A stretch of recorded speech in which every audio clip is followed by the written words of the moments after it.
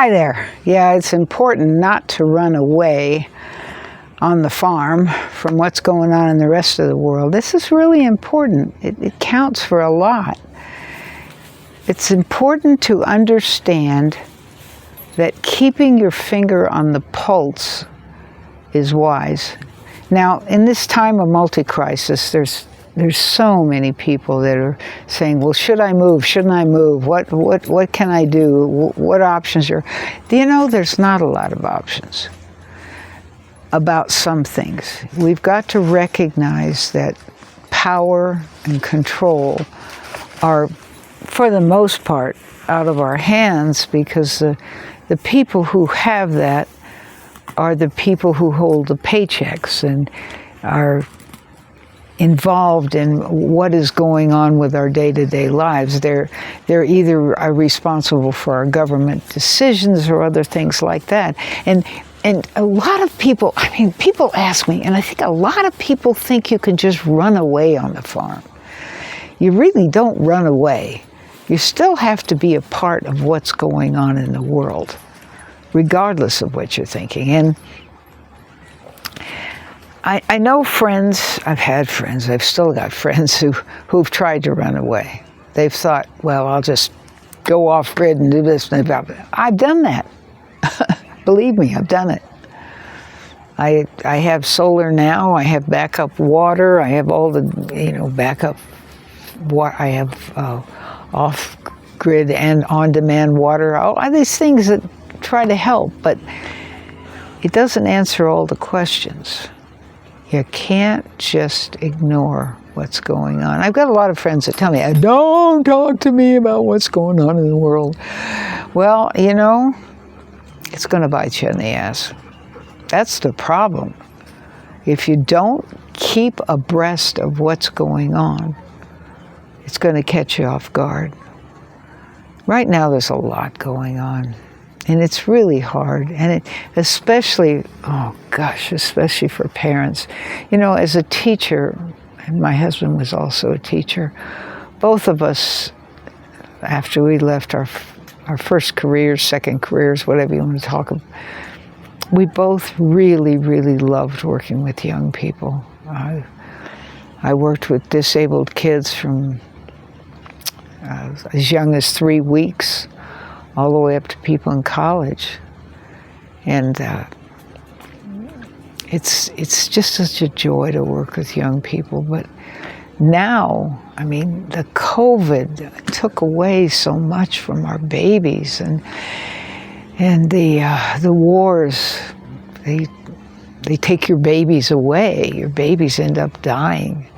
And it's very hard for myself and my husband, Don, because he was in Vietnam. I was a military brat. My dad was in World War II and Korean War, and my uncle was in the Vietnam War, and I traveled all over the country. By the time I was 8 years old, I'd lived in 23 different states. That changes you. Every military person that's in trouble was a stab in my heart. And they're all in trouble now, because the commander-in-chief knows nothing about the military. The defense secretary knows nothing about the military. I could do a better job. For sure, my husband could do a better job. There's a lot of people I know that could do a much better job. How about all the generals that have been fired? They could do a whole lot better job than anybody that's in there now, because they've had it. They've been in the trenches. They've felt what it feels like. It's very difficult. And the reason we don't have the infrastructure that we need in the United States, and the bridges and the educational programs and the child care and free child care, free health care, all the different things that we could have, it's because of World War II, the Korean War, the Vietnam War, all the Iraq nonsense that's gone on, all this Gulf War, Ukraine War, Iran War. why on earth does anybody need to continue that kind of nonsense? I mean, really think about it. Really put your head in the space of what you would do in your own home. If your kids were hungry or needed to go to the doctor, would you fight with your next door neighbor instead? I mean, we just need to break things down. And that's why I try so hard to look at everything I can, to be as logical as possible about what's going on. I feel like I'm a farmer. I really do. I feel like the only thing that makes any sense now is to be somewhere where you can grow at least part of what you eat. And the experts tell us that only 1 billion people could live on this planet and grow their own food. 1 billion, not 8 billion. You've noticed that most people live in big cities and they don't have any land. They're not doing what they need to do to grow their own food. But they're able to do it because the cheap energy that we have is allowing us to have big machines grow our garden our food instead of human beings. 1 gallon of oil is equal to a month of labor by a human being. I mean, that's why we can live in these big cities. That's why we can have such a big population. And that's why there are a lot of problems now, because cutting off the electricity and cutting off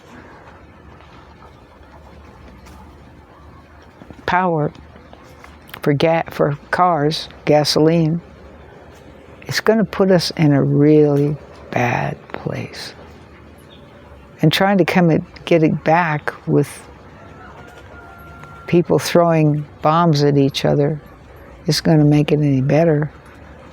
We're almost out of what is out there. The cheap stuff has been brought up from the ground. The climate is changing. There's just a lot of things going on right now.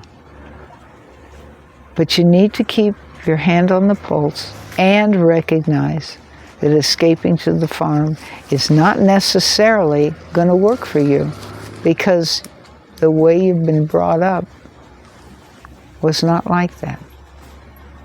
I know it's hard to swallow. It really is complicated. But things aren't good. They're really not good. And what you can do right now is tell your government you're unhappy. Hopefully they'll stop fighting. And on the other hand, enjoy life. Spend time with your kids. Let go of the desire to have power and control over others. Let go of your desire to own a Lamborghini. Get yourself an old Chevy or walk. That's my words. I'm not kidding you. I think that keeping in community and working together with other people is really what matters right now. And I'm serious about this. I've looked and I've looked and I've looked and I've turned things upside down and inside out, and I've worked with so many experts, especially for the last 20 years. And they all say the same thing. We've gone too far. We've pushed too much. What my husband says is we shit in our mess kit. In other words, instead of using the mess kit for the food that you're going to eat, you've used it as a bathroom. And that's how we've treated our earth. I've tried since 1962 to convince people to respect it. And they're just, as long as you can see it, as long as the sun comes up in the morning, people really aren't concerned. And that's a shame, because they should be.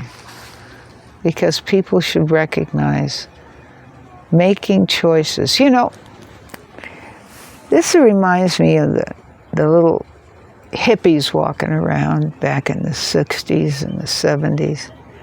And the young people that come into Vilcabamba now with their backpacks, people criticizing, why don't you get a job? Well, you know what? Those who've got a job, got a 3-bedroom, 2-bath house with a 30-year mortgage, they're not having a good time. They're not enjoying life with their kids or their dog or their neighbors. Because one day they're going to turn around, it's going to all be over. It's going to be sooner than later. They're going to be sad because they missed out. There were lots of warning signals. Just like 1929, we had lots and lots of warning that there was going to be a Great Depression. Didn't do anything about it. I'm told that December 6th, 1940 is, I'm not sure for sure, 1945? Well, the beginning of World War II, we also were warned. We just don't pay attention. We don't bother to keep our finger on the pulse of what's going on outside of getting up and working and going back to bed. And we should. We should be realistic. Sure, there's crazy people out there who want to tell you that God is coming down or somebody's ready to kill all of us or whatever it is. This is a slower progression.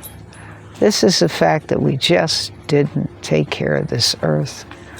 And we're running out of power, and we've ignored the options that we had. And I hate to be a downer, but I believe it's true. Thanks for coming and listening, but it's not upbeat.